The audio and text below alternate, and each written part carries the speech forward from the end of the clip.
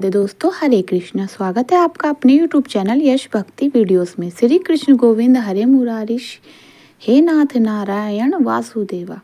जय श्री कृष्ण। आज रसपान कीजिए माघ मास महात्म के दूसरे अध्याय का। माघ मास के महात्म में पहले अध्याय में आपने सुनी कि सभी ऋषिगण सूत जी महाराज ने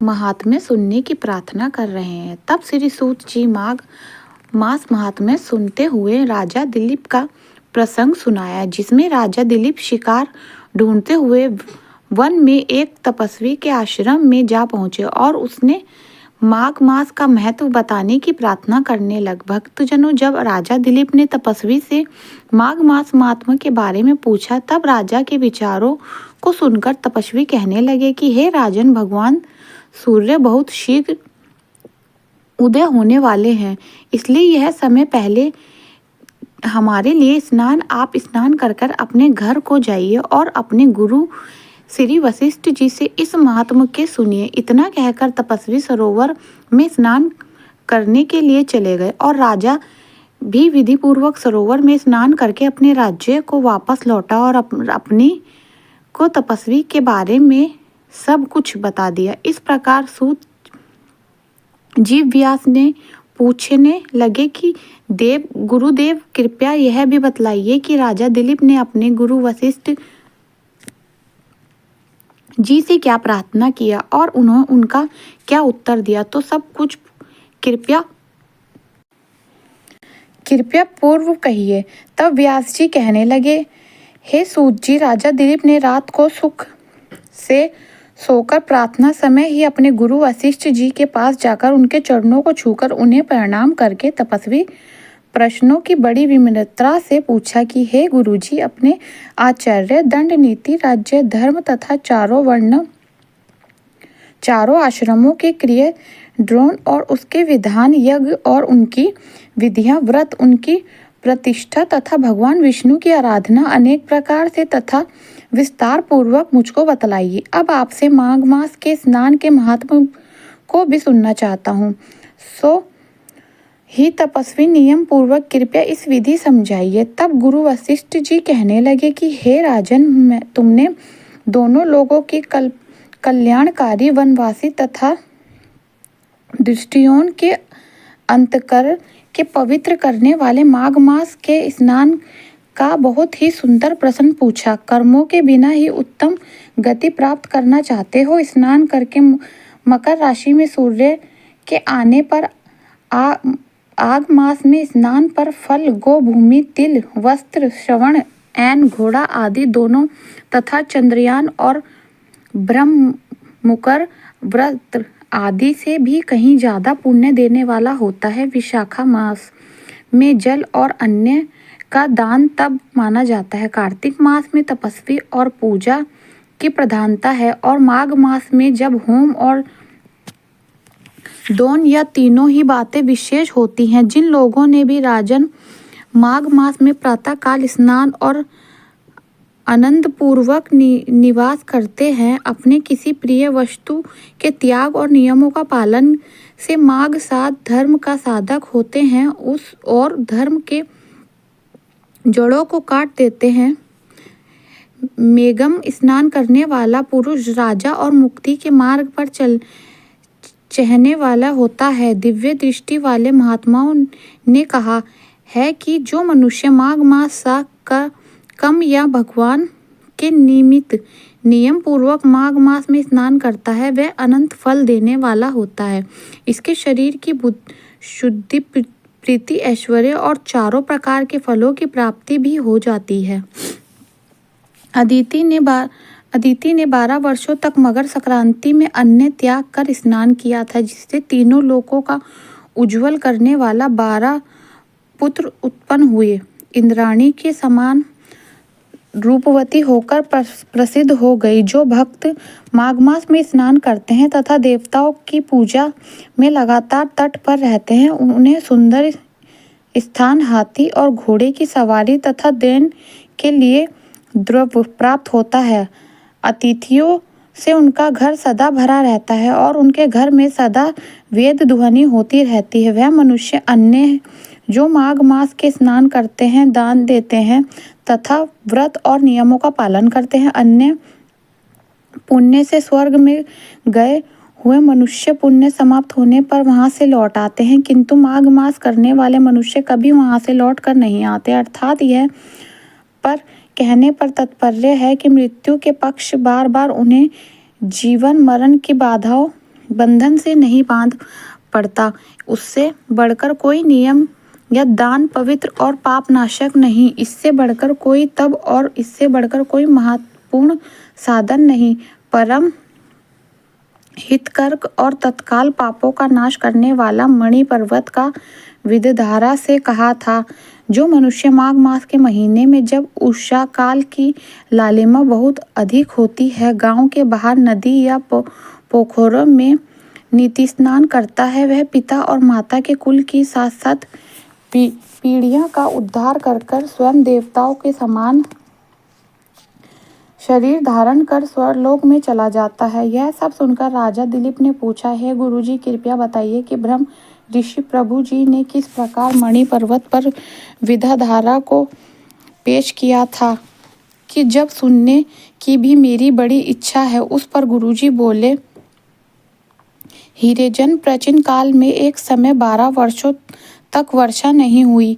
इससे प्रजा त्राही त्राही करती हुई 10 दिशाओं में चली गई। उस समय हिमालय और विंध्य पर्वत के बीच प्रदेश खाली हो गया। समस्त लोगों में होने लगा धर्म का लोप भी हो गया। चारों तरफ धर्म का बोलबाला हो गया। धरती पर फल फूल और पानी भी बिल्कुल कमी हो गई थी। उस समय नर्मदा नदी के तट पर महर्षि प्रभु जी का आश्रम था।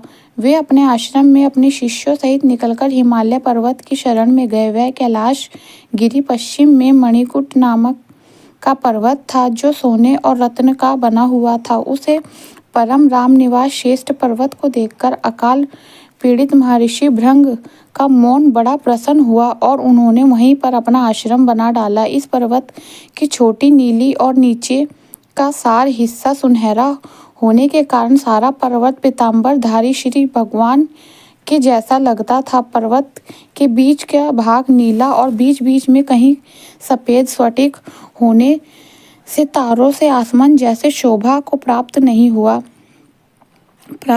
था। रात के समय वह पर्वत दीपकोण की तरह चमकते हुए दिव्य औषधियों से पूरित किसी महल की शोभा को प्राप्त होता था। यह पर्वत शिकोहन और बांसुरी बजाता और सुंदर गीत गति की नरियों तट केलों के पत्तों की पतकों से अत्यंत शोभा को प्राप्त हो रहा था। यह पर्वत नीलम, पन्ना, पुखराज तथा इनकी छोटी सी निकलती हुई रंग बिरंगी किरणों से इंद्रधनुष के समान प्रतीत होता था। स्वर्ण आदि सभी धातुओं से तथा चमकते हुए रतन से चारों ओर फैले हुए अग्नि ज्वाला के समान शोभ्यमान था। गुरु वशिष्ठ जी के सामने राजा दिलीप हाथ जोड़कर प्रणाम करके बाद कहने लगे कि हे महाराज, कि पर्वत कितना उज्जवल कोश का होता है। राजन, ऊंचा पहाड़ छोटी में संयोजक चौड़ा और नीचे 16 योजन चौड़ा है, जो हरि चंदन, आम, मदार, देवदार और अर्जुन के वर्षों से सुशोभित हो रहा है। जब धरती पर अकाल पड़ा तब अकाल से दुखी होकर इस पर्वत की ओर फल फूल और परिपूर्ण देखकर भृंग ऋषि वहीं रहने लगे और यह पर गंधर्व वनों और विपणुन में बहुत दिन तक रहकर तपस्या भी करते रहे। इस प्रकार जब रघु ऋषि वहां पर अपने आश्रम में रह रहे थे, तब वहां एक वीरधारा अपनी पत्नी सहित उदार व्यक्तियंत दुखी।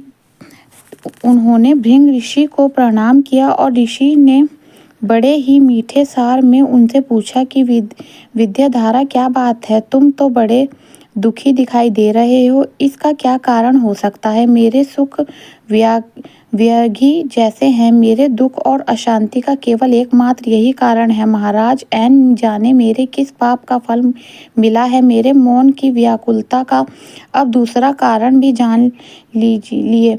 गुरुवार मेरी पत्नी अति रूपवंती, मीठा बोलने वाली, नाचने और गाने की कला में अत्यंत निपुण, शुद्ध मौन वाली, सातों सुरों वाली, वीणा बजाने वाली, जिसने अपने कंठ से गाकर देवर्षि नारद को भी प्रसन्न किया, नाना स्वरों के नद से बीना बजाकर कुबेर जी को प्रसन्न किया, अनेक प्रकार के नाच और तल से भगवान शिव यानी शिव यात्री प्रसन्न होकर रोमांचित हुए। दशील, उदारता, रूप तथा यौवन में स्वर्ग की कोई भी अप्सरा उस जैसी नहीं है। ऋषि भर कहा, इतनी चंद्रमुखी स्त्री कहाँ। मैं व्यायर मुख वाला, यही चिंता सदा मेरे हृदय को परेशान करती है। इस कारण मैं बहुत दुखी हूँ। विद्याधर के ऐसे वचन सुनकर तीनों लोकों के भूत, भविष्य और वर्तमान की बात जानने वाले तथा दिव्य दृष्टि वाले ऋषि कहने लगे, हे विद्याधर, कर्म करने की विचित्र फलों का प्राप्त होकर ज्ञानी पुरुष भी मोह को प्राप्त हो जाते हैं। पुत्र, तुमने मक्खी को देखा है। मक्खी के पैर कितने छोटे होते हैं, लेकिन मक्खी के पैर जितने विष भी प्राण लेने वाला हो जाता है। छोटी छोटी पापों का फल भी अत्यंत दुख देने लगता है। तुमने माघ मास की एकादशी का व्रत करके द्वादशी न आने तक शरीर में तेल लगाया। इसी पाप कर्म से तुम व्यास को हो गए। एकादशी के दिन उपवास कर द्वादशी तिथि को तेल लगाने से रोचपूर्व ने भी कुरूप शरीर पाया था।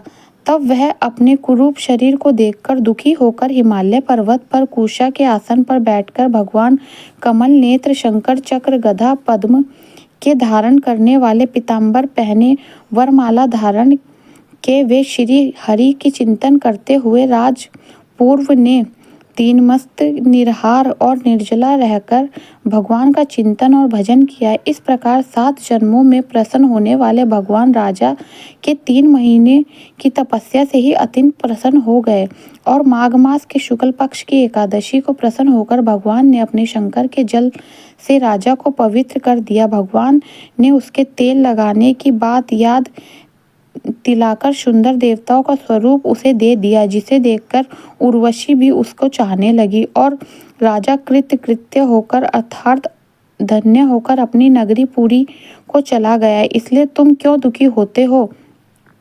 यदि अपना यह राक्षसी रूप छोड़ना ही चाहते हो तो फिर मेरा कहना मानकर जल्दी ही पापों को नष्ट करने वाले हेमकुंड नदी में मग स्नान करो, जहाँ पर ऋषि सिद्ध देवता निवास करते हैं। अब मैं इसकी विधि बतलाता हूँ, ध्यानपूर्वक सुनो।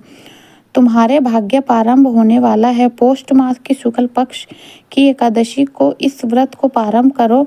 धरती पर सोना जितेंद्र रहकर दिन में 3 समय स्नान करके महीने भर तक निराहार रहो। सभी भोगों को त्याग कर तीनों समय भगवान श्री हरि की पूजन भजन करो। जब तुम द्वादशी तिथि को शिवजी स्तोत्र और मंत्रों से पूजा करोगे, श्री हरि की चालीसा का पाठ करोगे, तब तुम्हारा मुंह देखकर सभी आश्चर्यचकित हो जाएंगे और तुम फिर अपनी नाग मिशनन करो। पाप दरिद्र से बचने के लिए मनुष्य को सदा यात्रापूर्वक माघ मास का स्नान करना चाहिए। स्नान करने वाला इस लोक तथा परलोक में सदा सुख प्राप्त होता है। गुरु वशिष्ठ जी कहते हैं कि राजा दिलीप प्रभु जी के यह वचन सुनकर वह विद्याधर अपनी पत्नी सहित उसी स्थान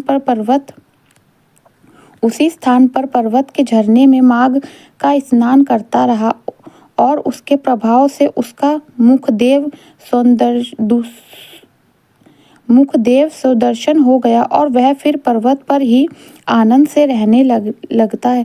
अपने शिष्य सहित युवा नदी के तट पर गए और वहीं पर उन्होंने माघ मास का स्नान हर एक कृष्ण आपको पसंद आई हो तो स्नान किया। हर एक कृष्ण आपको पसंद आई होगी मेरी वीडियो। अगर अच्छी लगी हो तो वीडियो को लाइक शेयर सब्सक्राइब जरूर करें। राधे राधे।